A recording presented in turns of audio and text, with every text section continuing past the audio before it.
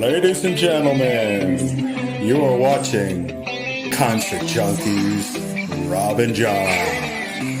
Oh, yeah. And we're live. Would you like to introduce yourself? Hey, what's going on, everybody? I am Christian Shields. Start you off with a quick question. If nobody's heard you before, how do you, in a few words, how do you describe your band? Arena rock. Hard rock or arena rock? So what technically is arena rock? I've never heard that term before. Well, arena rock, some people would call it classic rock, or they would call it hair bands. I would say just anything in that, you would see in an arena. So that could obviously apply to newer bands as well that play arenas. I just think that it's music that's meant for that audience. All right, well, we're doing things a little differently today. We're just going to get into your newest release. Okay. And I suck at names, so give me I had it at the top of my head, and it's one of those days. That's all right. So, like the rain, I believe? Fall like rain. Falling rain. Fall like rain, yes. Fall like rain. So, it's typically like, in my eyes, it's a love ballad. Well, yeah, it can be, but it's ballady are usually typically slower, but it's definitely in that vein for sure. Fun question: the person you wrote it about, do they know? They know about it? Yeah, she does. Is there good feedback, bad feedback, or tantrum? I just think she was more indifferent about it. There wasn't really a response. I think that she thought the song is good because of what it is, but there wasn't much response. But I wasn't necessarily looking for one either.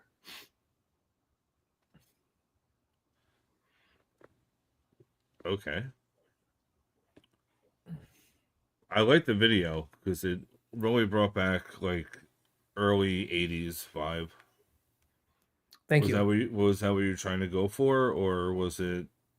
Well, I left it up to the direction of the director, Tom Flynn. He really came up with the concept of the video. I think he did want to do a little bit of a throwback to some of the 80s stuff, but obviously with modern production and all that, you'd have to ask him that question what his vision was, only because of I just went with his leadership on that.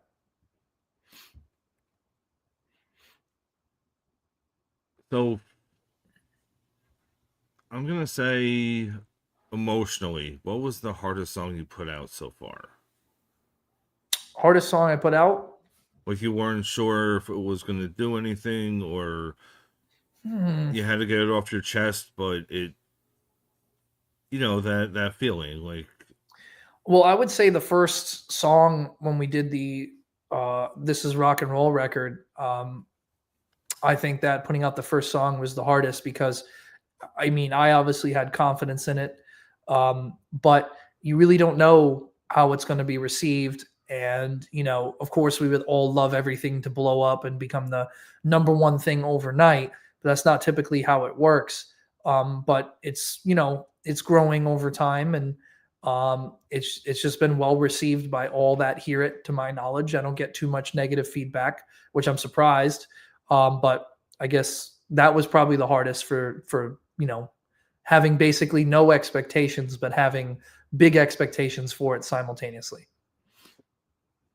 So with the style of your music, I know off camera you said that you listen to Kiss a lot. Mm-hmm.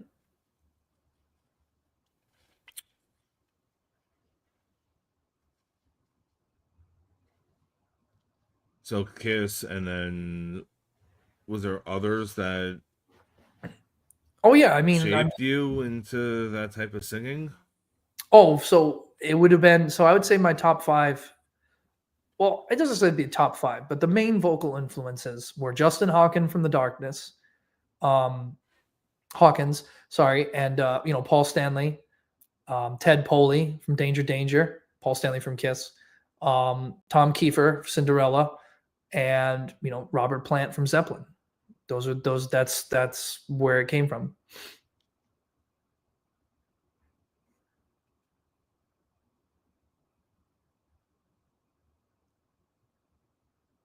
I know we had this conversation off, but like, what are your feelings with digitalized drums and like the entire digital era? Well, I mean, it's a sound. You always hear these old heads. I call them old heads or old farts, whatever you want to say. No offense, but they want to talk about the difference between analog and digital. And if you want to get into the minutia, sure, there might be some, but it's up to the listener and what they hear. But as far as digital, to me, it's more of a feel or a vibe thing. Could be completely irrational, not based in reality. But just to me, when you use a lot of real instruments like real drums and all that stuff on tracks, they feel more alive, more vibrant, more dynamic. And especially like, even though bands record to a click, but like not what we call in digital editing, quantizing the drums, meaning lining everything up on a digital grid on the computer. It just I feel like it creates an artificial stiffness in a lot of the songs. So that's why, at least when a drummer's playing live to a metronome, there's going to be a natural push and pull, which kind of moves the song along. So that's why, for me, definitely, I would think that, if you want that real band feeling and that band vibe, you need to get 3, 4, 5 guys, to actually play the instruments on the track. So that way all their energy is put into the song. And that's what I think really stands out versus just tracking everything yourself at home or using, digital instruments. And again, there's nothing wrong with that. Everything has its place, and you can do some really cool stuff with it. And there's lots of stuff that has programmed drums that I like, but just it's preference, really. So are you okay with backing tracks or not? Backing tracks live? Well, I mean, it's to each his to own. I mean, I'm kind of going to give like more of like a wishy-washy answer on this, but it's like, I believe you should be able to play the stuff live. I think if you're playing straight to backing tracks like the whole band, then you're not necessarily watching a live show as far as music wise. But if they have a big visual production, then it's still like a show. But if there's certain parts that you would need a backing track for, or not necessarily need, but would like to enhance your show, I don't see anything wrong with that. Me personally, I just write songs that don't necessarily require that. Could it be that way in the future? Maybe.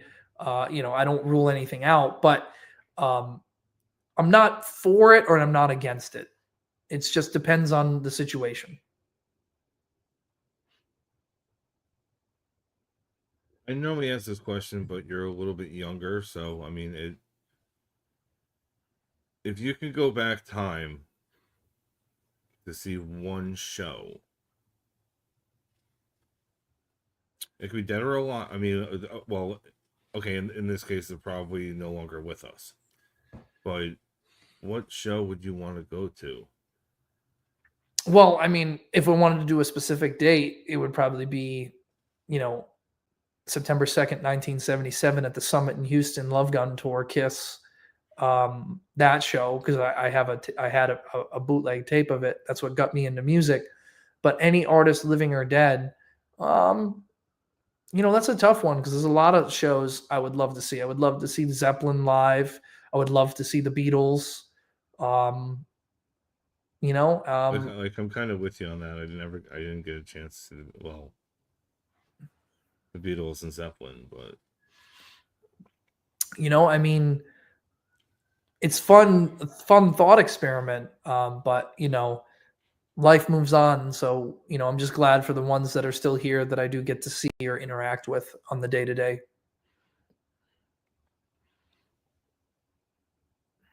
Your dream lineup.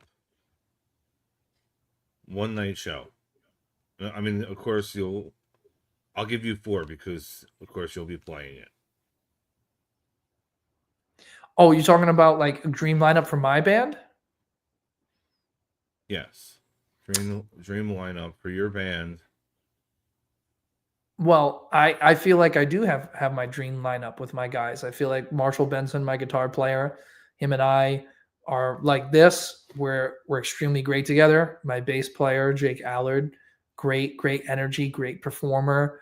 And then my drummer, Ram Gov. I mean, I can't think of, we could pontificate and speculate about, if I could have this guitar player, or whatever, but then I don't think it would be the band that I have, and I'm very happy with the guys that I play with. So to me, I already have my dream lineup.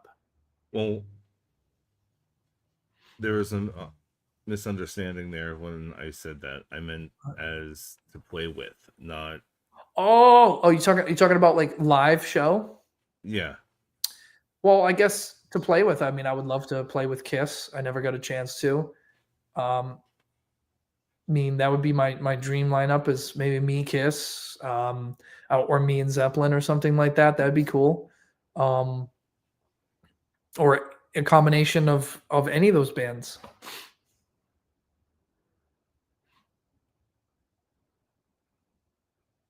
So if we could go back in time, I know I said it again, but if we could go back in time,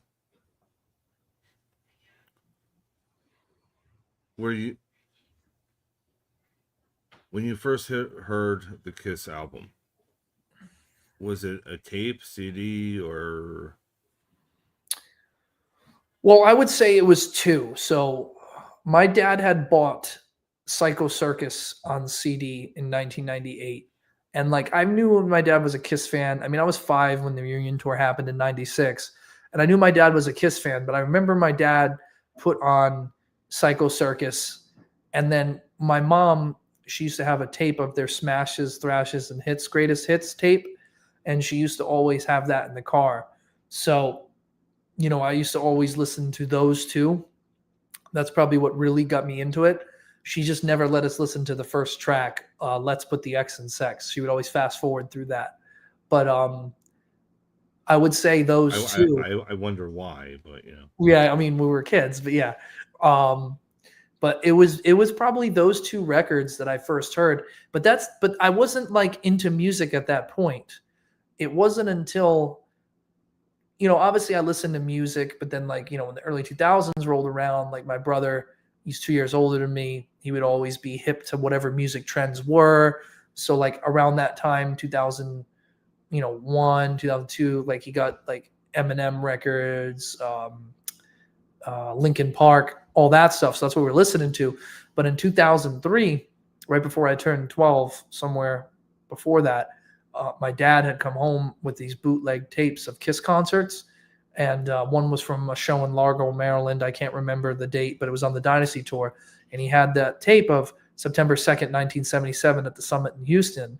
And when he put that tape in, and they opened with I Stole Your Love, and they were coming down the stairs or whatever, and I was just like, and then Paul Stanley got on the mic and started strumming chords and pointing at the girls, and I said, I want to do that.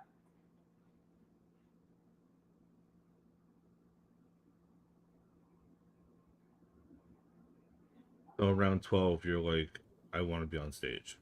Yeah, that's when I decided. But like I grew up with the music. I mean, my parents listened to Kiss and other hard rock bands and all that stuff, but that was around the time when it really just started to click for me. Did you have a vocal coach, or you just in the living room with a hairbrush or a fake microphone? When I first started singing, I wasn't that great. I didn't have a vocal coach till before I did this project. I wasn't always the lead singer of the bands. I was a guitar player in my first band. I wasn't a singer in the first band. But I did take vocal coaching later to really, I wasn't a bad singer, but I wasn't great. But I can say now for sure I am a great singer. And that comes from a lot of hard work. And thanks to my vocal coach, Carlos Zema, he currently fronts the band Immortal Guardian. And he's a great guy. So do you use like throat coat or is there anything that you do to protect your voice? Just try to drink water. Try not to eat anything acidic before you sing. No dairy. I mean, sometimes it's hard if the venue gives you pizza. Sleep. I don't smoke or really drink. So it doesn't. I think that certainly helps, but nothing really in particular. I mean, occasionally, like if I'm feeling a little scratchy because of allergies, I'll take whatever remedy is necessary to alleviate those symptoms, but then that tends to like dry you out or create some inflammation. So the best thing is sleep and hydration, I feel. All right, I ask this question every episode, and which band member do you not want to be for 24 hours? Like a Freaky Friday scenario. What? I'm sorry. Say that again. What band member would you not like to be for 24 hours? Would I not like to be? Are you talking about on Yeah. my own project?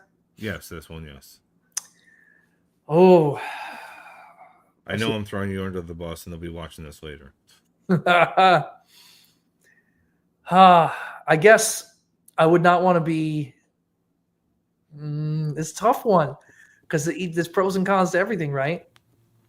I mean, we could flip a coin, but I mean, Yeah, I would just say that I would not want to be my drummer, only because of like he does with what he has to set up and what he does, and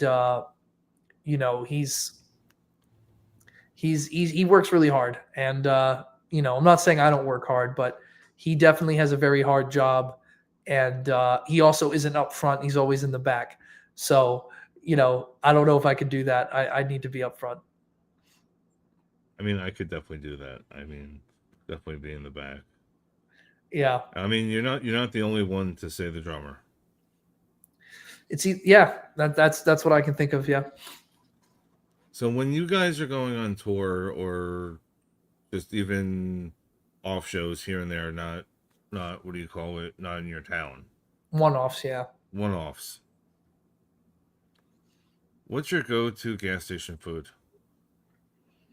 Well, typically I try not to eat any of that stuff because of, I'm just trying to maintain the figure and all that. But I don't know, actually.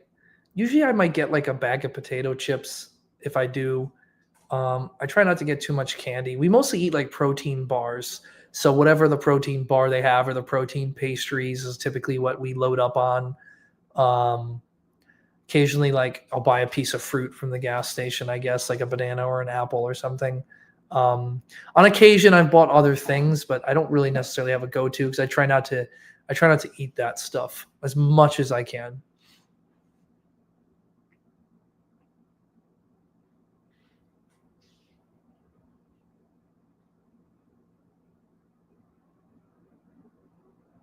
So where do you see your career going? Like, sky's the limit?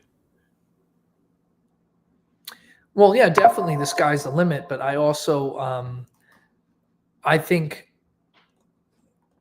I think just with hard work, it just is going to like everything's going to continue to grow. Realistically, the career only goes as far as I'm willing to take it. So, yeah, I mean, you said it at the beginning of your question. I mean, it's pretty much, I think the sky's the limit, and the only limitation is what I put on myself.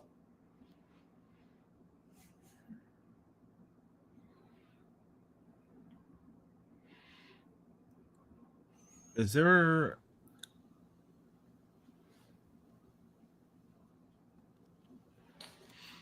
a favorite quote that you live by? Yes, actually, live to win, Paul Stanley.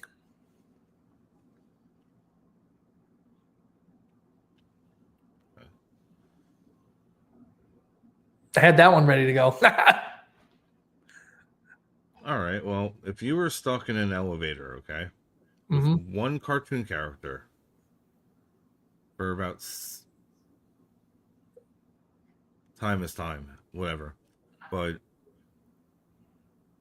pros and cons, who would it be and why? Cartoon character? Cartoon, not anime, because I don't really know anime like that. Yeah, I don't know I- anime. I- either. I would say probably if you remember the cartoon Ed, Ed and Eddie, I'd want to be with Eddie because he's pretty resourceful. Well, actually, no, I would say maybe Double D, not Eddie. Double D because he's the one that comes up with all the stuff. I mean, both of them are resourceful in different ways, but Eddie's more of a scammer, whereas Double D is more of a logical one. So that would probably be the one I'd want to be with because he would figure out anything we needed figured out. So you're more of a Cartoon Network kid. I grew up on Cartoon Network, yes. Not so I don't watch cartoons so much anymore, maybe on occasion, but after school, like Cartoon Network was always on when we came home from school. And then Eddie was my jam. Yeah, my household, it was what do you call it? I'm the younger brother, so if I got the remote, I was MTV, he was sports. But I like sports too. yeah, I was Headbangers Ball, 120 minutes, ERL. Yeah, I mean, and it's occasionally, the 10, well, MTV, the 10 spot, like when my parents didn't know we were watching it, but they used to have all the videos that they couldn't play during the day. Gotcha.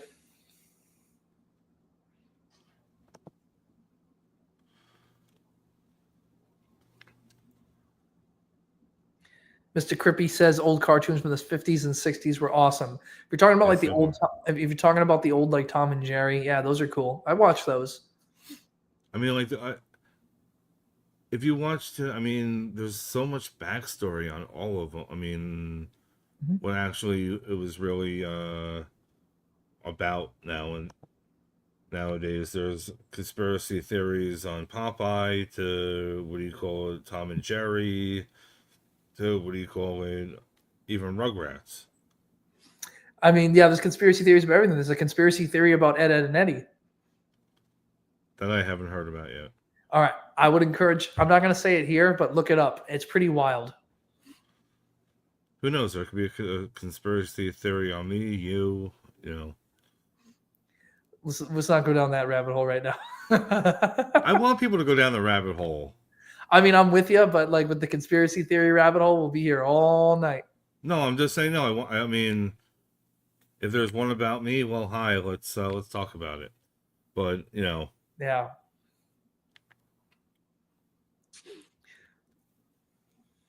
All right. I normally ask this question anyway, and I'm going to ask it anyway. Last Supper scenario. Okay. 12 disciples. One has to be female. No family members, because nobody getting butthurt. Musicians, cartoons, comics, painters. It doesn't matter. You pick your 12 who you want to pick their brains, sit down with, eat, and be merry. Oh man, this is gonna be a tough one. I had to pick 12. Yep. Well, let's go Paul Stanley, Gene Simmons, Joe Rogan, Billy Corgan. I gotta pick a female, so let me see. And I will take it if you are in a relationship or married or anything, because I don't want you getting beat up later. Oh no, she's not gonna care. To save face, add her. Oh, we could say she'll be there. Okay, so 5, and then I mean it's tough because like, oh, man, I only got 5 out of 12 so far. I mean, I'll give you a little leeway here. If you want to add your band members, that is fine. To cut in the blow a little bit. Because I know it's a hard question. Okay, so we'll give all 3 of my band members. So then I would have my producer, Kevin. So that's 9. So I need 3 more. I would actually say a childhood, I guess, mentor of mine, Roland. So that'll be 10. And I got to give 2 more. Man, I feel like I'm on the spot. I feel like I don't have enough female representation, though. I have to think about that.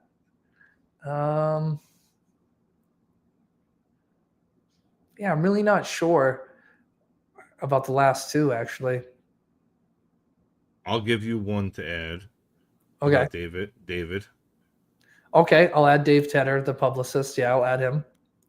Him and I have really long conversations about a lot of things. So actually, that's good. So then I need one more. Huh.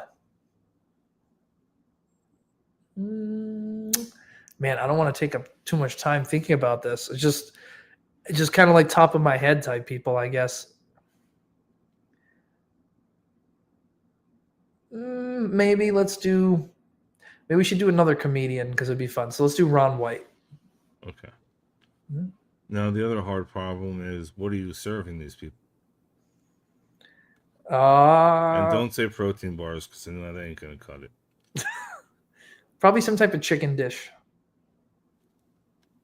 What's your favorite chicken dish? Oh, orange chicken. Everybody gets orange chicken. That's what we'll do. Orange chicken or sweet and sour chicken? Okay, so any chicken dish and whatever sides are there. Rice, potatoes, corn. Okay.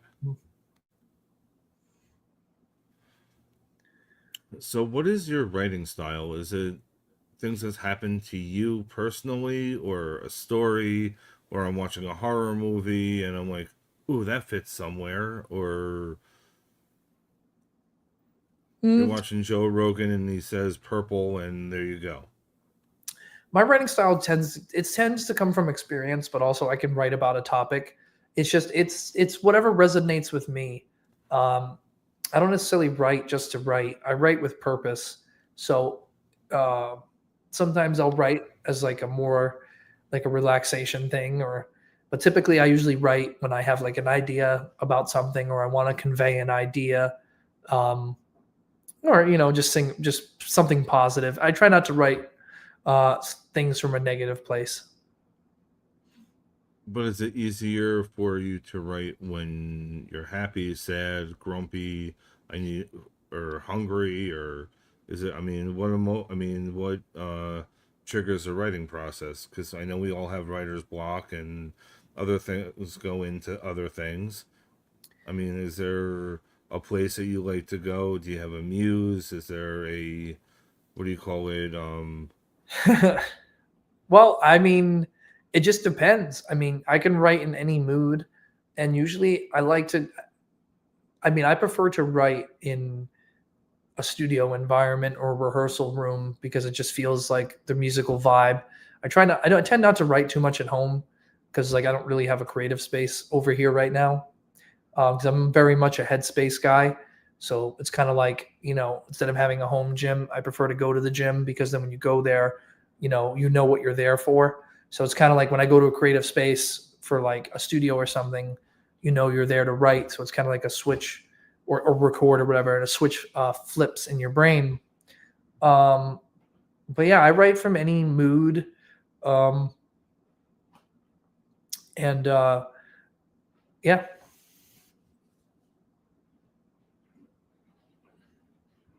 So is it normally lyrics first, or is it music first and then you add the lyrics? Or, I mean, do you cherry pick from other songs as well that you've written? Yeah, sometimes I'll rewrite stuff, or sometimes I'll hear something from another song I've written and put it together. But it's everything. I don't necessarily have a definitive method. It's whatever works. Usually, I believe in the song tells you what to do. So, based on whatever happens or how I'm feeling and all that stuff, it just depends. It depends on what. I look at it like a tool set, right? If you got all these tools, like whatever tool I need for the job at hand is what I'll use.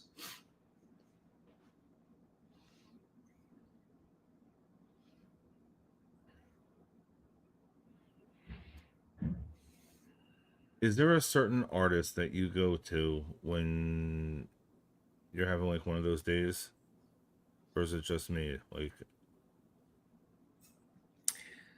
It depends. It depends, and that's another mood question. Because even though Kiss is my favorite band, I don't necessarily always go to Kiss to uplift my mood. Um, Sometimes I want to do something like very like fast, almost like thrash. So maybe like Racer X, maybe early Megadeth. Um, if I'm feeling like I just want to vibe, very mid-tempo stuff, maybe some jazz or maybe even some like reggae or something. It just whatever I'm feeling, and if sometimes metal's too intense, sometimes I want something more bubblegum pop to feel more bubbly. Um, Again, it varies. Like to me, going to live shows and I don't have TV on ever. I strictly music. You could ask me if I watched Game of Thrones last night. I'll be like, no, it's not my cup of tea anymore. I don't watch TV at all. I'm working or watching other streamers to get ideas and whatever the case may be. So so do you feel that music is the best therapy? It can be, but because I've obviously do it as a career, you sometimes need other outlets. Now I'm with you. I don't necessarily watch a lot of TV. Occasionally I'll watch something, but I mostly read. I like to read and gain knowledge. I like to, if I find something interesting or if it's something relevant to what I'm doing, I like to try to gain as much knowledge on it as possible. So I'll ask questions. I'll pick up the phone and call somebody and be like, "Hey, I got a question about this thing." I'm a pretty curious person, so I would say that like when music isn't necessarily being the outlet, the next outlet is just learning and reading. That's typically what I do. So do you have like an author that you like, or is it just any depends on whatever topic you want to learn about? It depends. I don't have a favorite author because sometimes I want to read some history. Sometimes, I want to learn about whatever topic, quantum computing. Sometimes, just read the news just to see like what people are saying, type of stuff like that. It just depends. But I'm generally reading a lot. I read a lot every day.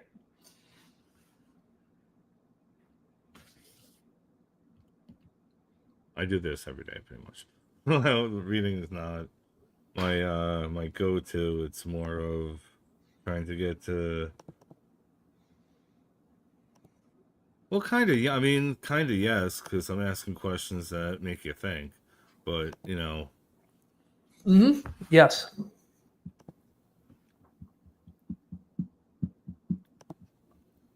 have you ever seen the movie Hunger Games or read it? Nope. I'm familiar with the concept, but I've never read it or I've never. Okay. So, out of any of your band members, who do you think will last? What do you mean? Who do you think will last in the band? I mean, will last to the end. I hope all of them. No, I mean, like, good scenario, everybody lives to the end, but I'm just saying, like, is there one that you'd be like, Well, he'll last the gauntlet? I mean, I would say it's Ben Marshall because Marshall's been with me for everything. You know, both Jake and Rom have missed shows on occasion for other commitments or whatever, and I've had to have fill-in guys for them. But Marshall has never missed anything, so I would say it's safe to assume. And what I would think is he would be the one. Ideally, I want them all. We have very good relationship, but I would definitely put my money on Marshall. Are you any type of a sports guy at all? Yes, I like football. Favorite teams: New England Patriots. Okay. I mean, I could take that answer. I mean, well, that is your answer, but I'm saying if you said Eagles or Cowboys,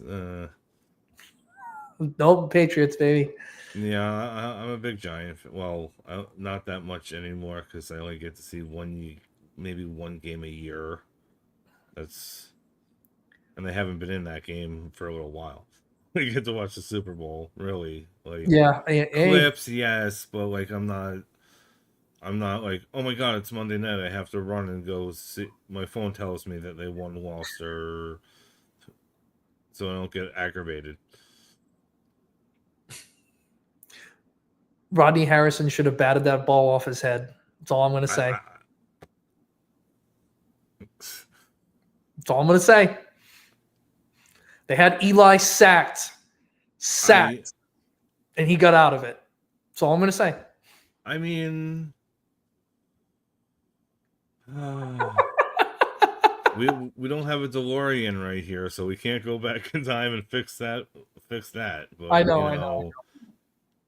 I mean, if we did, a lot of things would be different, but then you could argue that the future would be like the time we're living in right now would be completely unrecognizable because of the butterfly effect. I know. I mean,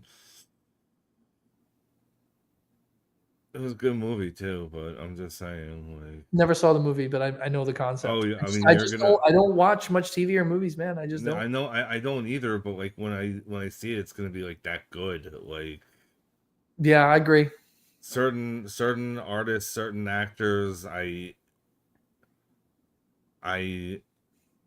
I'm drawn to them, I will watch everything that they're in. Mhm. Like I might have missed, like everybody knows I like Sandra Bullock. I think there's only 2 movies I've never seen of hers. I mean, it was that Birdcage thing. And Bird Box, yeah, I've never seen Bird Box, Birdcage, whatever. Like if it doesn't draw me in, I'm not gonna, I'll be honest with you. If I could go to a concert every day of the week, I'd be there, open to close. Mm-hmm. That'd be great. I'm there for the opener, and I'm there for the headliner. We need more people like you, sir. I'm an old. I won't say old. I still buy CDs. I still have. I mean, I started collecting vinyl. I only have like 3, but I have the most important ones, in my eyes. Gotcha. What are those? What are those 3 most important ones? At the moment, I haven't gone more, but first Slipknot. Okay. First Korn. Okay. Ideal album. And I have I have Follow the Leader from Korn, and I have one of the newest one. I mean everybody knows I'm a huge Korn fan, so I have pretty much every I have every record. I mean, not every record yet, but every CD that they ever came out with. Mm-hmm. Even I'm a dumbass. I bought it. I thought it was a CD. I thought it was a CD, mind you. Oh boy. It was their biography on CD. Interesting. I thought it was a CD. I thought it was a CD I never bought. Get it home, pop it in. It was their entire how they got started. How and I believe the person that was talking was it was in German, or it was in, what do you call it? It wasn't in. It was in English sounding, but it wasn't English. It was what do you call it? No, you can understand. I mean, you could understand, but the guy had an accent. I didn't know where it was. I didn't know if it was. I have it somewhere, and the good old days of going to FYE or going to Sam Goody, and we were talking about that the other day. Like, there's nowhere to go anymore. Yeah, I mean, it's just the times change. Like, it's not that I mind the digital, but I'm just saying it's the smell of opening up a brand new CD. I got you. It's like the new car smell, yeah. The new car smell, opening up a brand new vinyl that's still wrapped, not, what do you call it? You got to your house by Amazon. Going there for hours, just going through and coming out with a bag. It's a process, and I'm with you. I've done it, but not so much anymore. I don't collect anymore because I just don't. if you saw my collection, you'd be like, "What the hell?" Like, there's gangster rap up into Leonard Skinner to what do you call it? I'll admit it. I have what do you call it? Vanilla Ice's hardcore album. There you go. Man's got good taste. I mean, it jumps to everything, and Mhm. I mean, there's Reba in there. There's what do you call it? There is some country. Okay.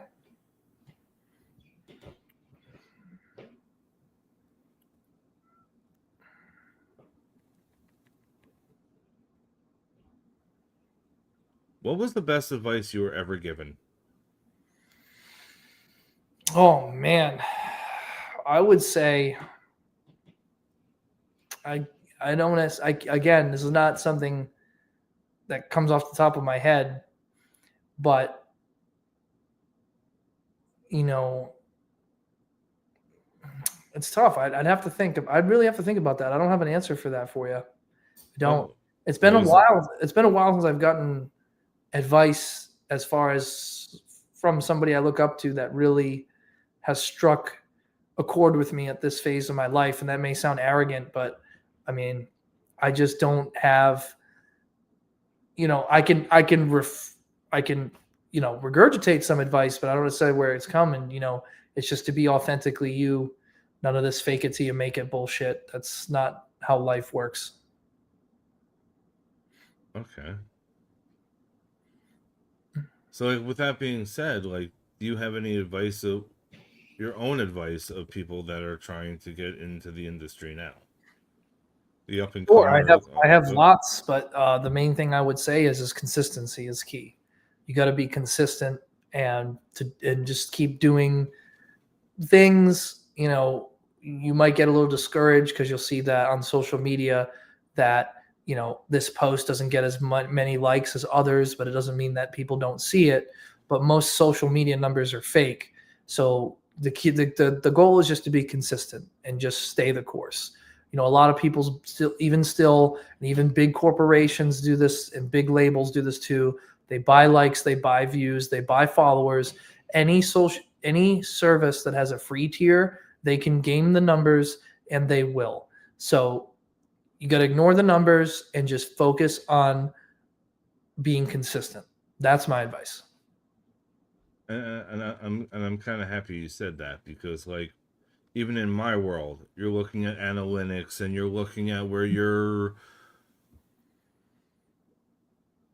I get discouraged even, and We all do. we get very discouraged, and sometimes put my hand up in the air and say, "Why am I still doing this?" Hmm?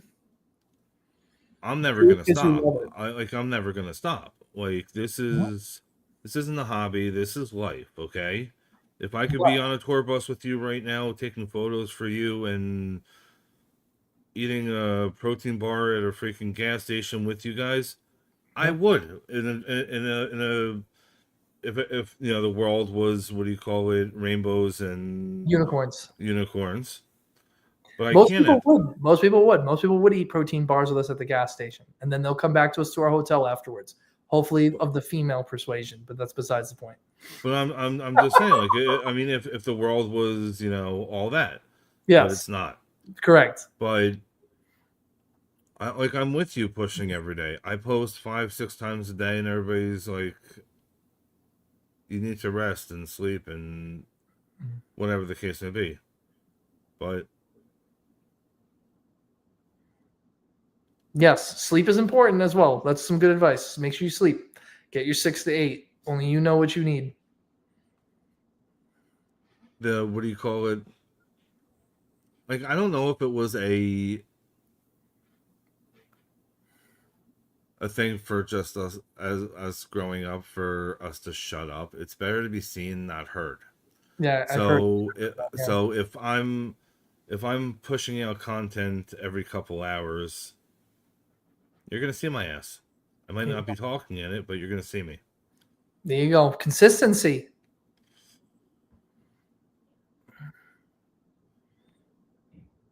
So before we actually wrap this up, Okay. what do you want to say to your fans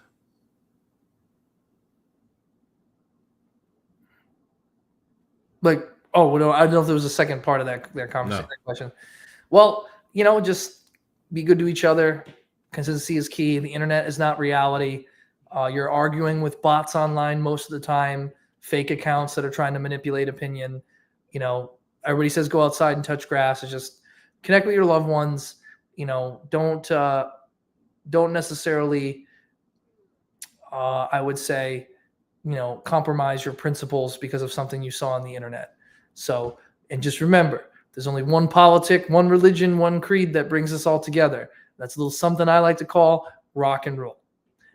So that being said, christianshields.net, facebook.com/christianshieldslive, x.com/cshieldslive, at Christian Shields Live on TikTok and Instagram, youtube.com/christianshields. Find me on Spotify, Apple Music, the internet. Google me, you'll find me, I promise.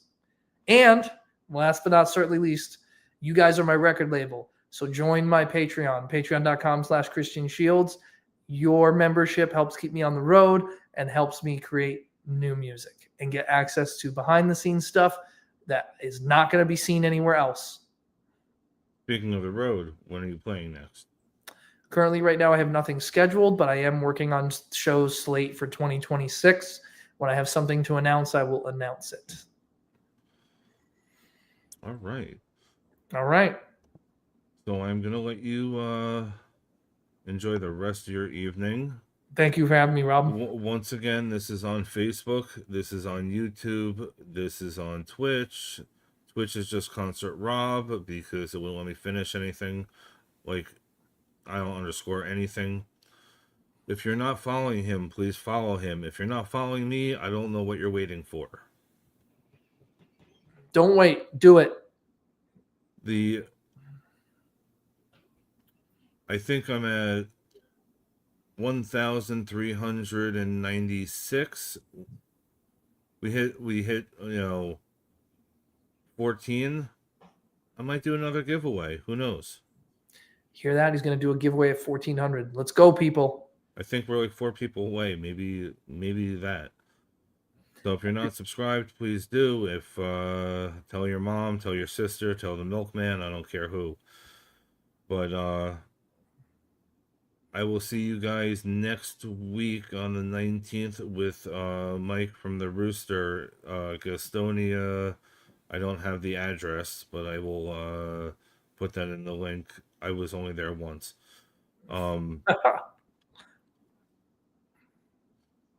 I will see you guys next week. I hope everybody has an amazing week, and I'll talk to everybody soon. See you guys soon.